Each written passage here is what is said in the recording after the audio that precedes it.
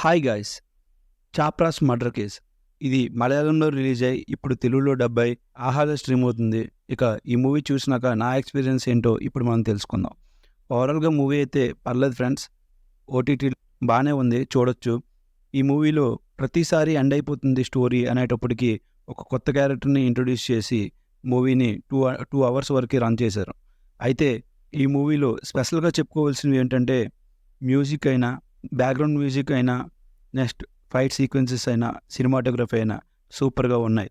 So, చాలా వరకి bore కొట్టింది. కానీ ఇంటర్వెల్‌లో ఒక మంచి ఫైట్ ఉంటుంది. ఆ సన్స్‌ది చాప్రాస్ సన్స్ ఆ ఫైట్ అయితే మాత్రం చాలా బాగా డిజైన్ చేశారు.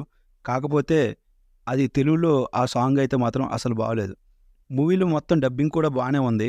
స్టోరీ లైన్ విషయానికొస్తే 1960స్‌లో ఒక పెద్ద మనిషి అడవి పంది కోసం వెళ్తే ఆయన్ని మర్డర్ చేస్తారు. అసలు ఆ మర్డర్ చేసింది ఎవరు అన్నదే స్టోరీ లైన్. నెగెటివ్స్ విషయానికొస్తే క్యారెక్టర్స్ నేమ్స్ అయితే గుర్తుపెట్టుకుంటూ ఉండాలి.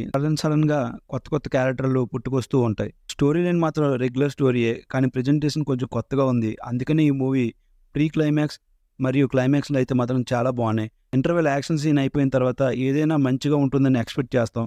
కానీ అంత ఎక్స్‌పెక్టేషన్స్‌కి రీచ్ అవ్వకుండా మళ్ళీ స్లో అయిపోయి మళ్ళీ ఎప్పుడో ప్రీ క్లైమాక్స్ అప్పుడు మాత్రమే మూవీ రైజ్ అవుతుంది. అదే ఈ మూవీకి కొంతవరకు నెగెటివ్ అని చెప్పుకోవచ్చు. ఓకే ఫ్రెండ్స్, ఈ మూవీకి నేను ఇచ్చే రేటింగ్ 2.75 ఔట్ ఆఫ్ 5.